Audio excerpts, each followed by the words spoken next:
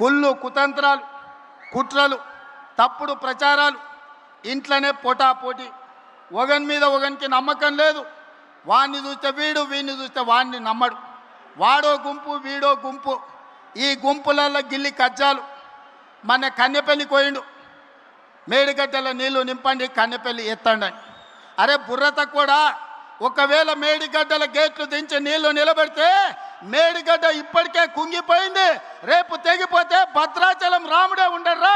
44 ఊర్లు ఖమ్మం జిల్లాలో కొట్టుకోపోతే దుర్మార్గుడా. నీ లుచ్చ రాజకీయాల కోసం మేడిగడ్డ నింపాలి, భద్రాచలం కొట్టుకుపోయేటట్టు చెయ్యాలా అని అడిగితే నోట్లో మాట లేదు. తెల్లారే వాళ్ళ బావ వచ్చిండు. ఇక ఈ బామ్మార్దులు వెనుకడికి ఎవడో ఉన్నాడంట. బామ్మార్ది తపస్సు చేసిండు. రాజ్యంలో రాజును ఎట్లయినా తండ్రి రాజ్యం ఇస్తలేడు, తండ్రిని కానేసి రాజ్యంను ఏలుకోవాలని పెద్ద మర్రి చెట్టు ఎక్కి తపస్సు కూర్చున్నాడు. బామర్ది మా అయ్య పోవాలి, నాకు అధికారం రావాలని కఠోరమైన తపస్సు చేసిండు. ఆ తపస్సుకు దేవుడు ప్రత్యక్షమయ్యే పరిస్థితి వచ్చింది. బావకు తెలిసింది బ్రహ్మదేవుడు వచ్చేటట్టే ఉండు, బామ్మార్దికి వరం ఇచ్చేటట్టే ఉండని. మళ్ళీ నేను బయట ఉంటే ఆగమైతాని వాడు వచ్చి చెట్టు కింద కూర్చున్నాడు, ఏర్ల కాడ ఊడల కాడ. దేవుడిగా బయలుదేరిండు. మొదట బామ్మార్ది దగ్గరకు వచ్చిండు. ఈ లోపల బామ్మార్దికి తెలిసింది కింద బావ కూడా కూర్చున్నాడు, తపస్సు చేస్తుంటే దేవుడు ఆడుకోతాడని. వీడికి అసలే మిడిమిడి జ్ఞానం, తెలివి తక్కువడు. కిందల పడేది తెలియదు, కీసల పడేది తెలియదు.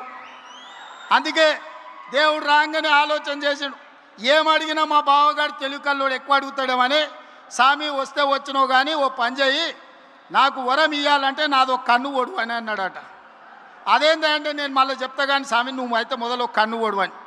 సరే వీడు ఇంత కఠోరమైన దీక్ష చేసిండు, కన్ను ఓడడం అంటే నాదేం పోయిందని వాని కంట్లో ఏలు పెట్టి పొడిచిండు, వాని కన్ను పోయింది.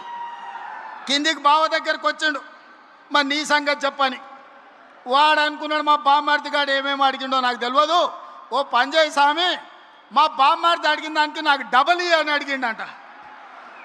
ఆలోచన చేసుకో అని చెప్పాడు. ఇక లేదు స్వామి ఆలోచన లేదు, గీలోచన లేదు, మా బామ్మార్దికి ఇచ్చిన వరానికి నాకు డబల్ వరం ఇవ్వమని. సరే మంచిదని వాడిని 2 కళ్ళల్లో ఒడిచిండు. బామ్మార్ది గానికి 1 కన్ను లేదు, బావకు 2 కన్ను లేవు. ఇక ఊరు మీద ఓట్లు అడుక్కోవాలంటే ఏం చేయాలి? ఈ బావని బామ్మార్ది భుజాల మీద ఎక్కించుకొని ఖమ్మం సితకాని మండలంలో మన సభ ముందు పల్లి బఠానీలు అమ్ముకోనికి వచ్చారు.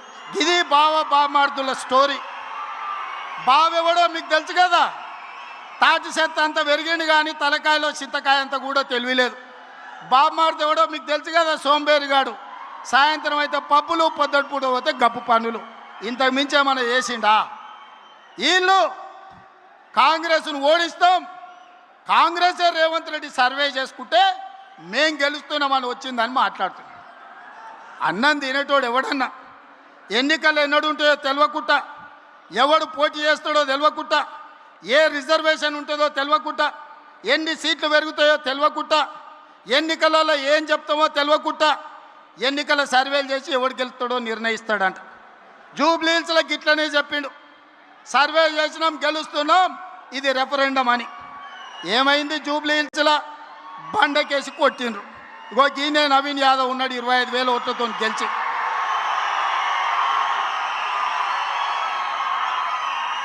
మనము పెళ్లికి బ్యాండ్ మేళమోని పిలుచుకుంటాం.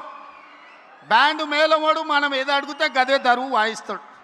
వీడు సర్వేలకు ఇచ్చేటోడు కూడా వాని సర్వేలు ఇచ్చి బ్యాండ్ మేళం వాయించమంటే వీనికి సంతోషం కలిగేదే వాయిస్తాడు తప్ప నిజము చేదుగా ఉంటుందని వాడెందుకు చెప్తాడు? అసలు వాళ్ళయ్యా ఆయల్లా రెండోసారి ప్రభుత్వం వచ్చినప్పుడు హరీష్ రావును మంత్రిని చేయనిక ఏడాది పట్టింది. ఆయల్లా పార్టీలకు వెళ్ళే మెడల్ పట్టి దొబ్బాలని చూసి ఇవాళ కన్నెపల్లి పోతుంటే కేటీఆరే హరీష్ రావు నెంబర్ తీసుకపోలే. ఆల్రెడీ హరీష్ రావు బీజేపీలతో సందపూసుకేస్తూనే ఉన్నాడు, చీకట్ల మాట్లాడుతూనే ఉన్నాడు. కాదని భద్రాచలం రావుడి మీద ఒట్టేయమని హరీష్ రావును. నేను బీజేపీలతో మాట్లాడతలేను, బీజేపీలకు ఓనని భద్రాచలం రాముడి మీద వాళ్ళ మేనమామ కేసీఆర్ మీద ఒట్టేసి హరీష్ని చెప్పమను. నువ్వేడుంటావో తెలియదు, నీ బావాడుంటాడో తెలియదు. కేసులకు భయపడి నీ పార్టీని బీజేపీలో విలీనం చేస్తామని నీ చెల్లెలే ఒక పక్క నుంచి చెప్తుంది. మీ దొంగ సొమ్ము 1400 కోట్లు ఆంధ్ర కాంట్రాక్టర్ల నుంచి కొల్లగొట్టిరా నీ సొంత చెల్లెలే చెప్తుంది. సిగ్గులేనోడా, ఇన్ని నిజాలు ఇట్లుంటే తెలంగాణ ప్రజలు నీకు ఓటేస్తారు అనుకుంటున్నావా? మా అక్కలకి ఈయనే ఉండ్రు, ఇందిరమ్మ చీరలు కట్టుకొని పాలపిట్టల లెక్క. మా అక్కలందరూ సిద్ధమవుతున్నారు. సలాకి ఎర్ర కాల్చి మీ శివరాసన్ లాంటి వాళ్ళకు వాతలు పెట్టాలని. మీ ఖమ్మంలో కానీ శివరాసన్ ఉన్నాడు తెలుసు కదా, తెలుసా? మీరు ఈడ పువ్వాడ అజయ్ అంటారు, హైదరాబాద్లో ఆయన ఒంటికన్ను శివరాసన్ అంటారు. అట్లాంటి వాళ్ళు చాలా మంది ఉన్నారు. వాళ్ళందరినీ కర్రు కాల్చి సలాకి కాల్చి వాతలు పెట్టడానికే మా అక్కలు సిద్ధమవుతారు. నేను ఒక్కటే చెప్పదలుచుకున్నా, ఆనాటి ప్రభుత్వం చంద్రశేఖరరావు మొదలుపెట్టిన పథకాలు షాదీ ముబారక్, కళ్యాణ లక్ష్మి, రైతు భరోసా, లేకపోతే ఏ పథకమైనా ఈ ప్రభుత్వం రద్దు చేసిందా? మీరు ఒక్కసారి ఆలోచన చేయండి. ప్రజలకు ఉపయోగ పథకం ఏదున్నా ప్రజల కోసం, ప్రజల సంక్షేమం కోసం ఆ పథకాలను అమలు చేసినాం. ఆయన రైతు బంధు అంటే సంవత్సరానికి 10,000 అంటే, మీ తుమ్మల గారు బట్టి గారు రైతు భరోసా పేరు మీద 2,000 పెంచి సంవత్సరానికి 12,000, 30 నెలల 36,135 కోట్ల రూపాయలు రైతు భరోసా పథకాన్ని కొనసాగిస్తలేమా?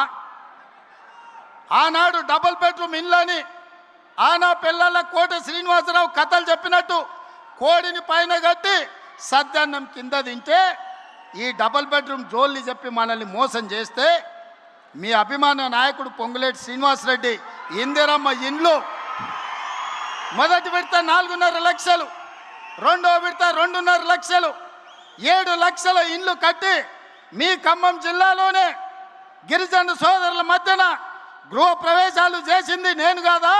మీ అభిమానంతో నన్ను ఆదరించింది నిజం కాదా?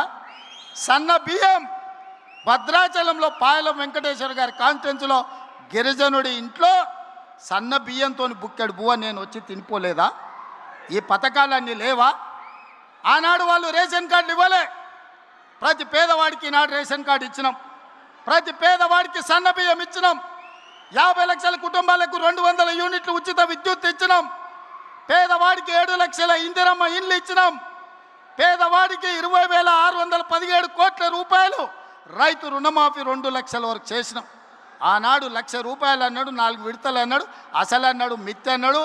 చివరికి రైతు చేతిలో అప్పు, రైతు చేతిలో సిప్ప, రైతు తల మీద అప్పు మిగిలిపోయింది. కానీ ఈ ప్రభుత్వం రైతులకు రైతు రుణమాఫీ చేసి చూపించింది. రైతు భరోసా 10,000 ఇస్తే 12,000 ఇచ్చింది. రైతు ఉచిత కరెంటు ఈరోజు మనం ఇచ్చినాం. వడ్ల కొనుగోలులో ఉత్తమ్ కుమార్ రెడ్డి 30 నెలల్లో 80,000 కోట్ల రూపాయలు సివిల్ సప్లైస్ కమిషన్ నుంచి రైతుల కోసం ఖర్చు పెట్టినాం.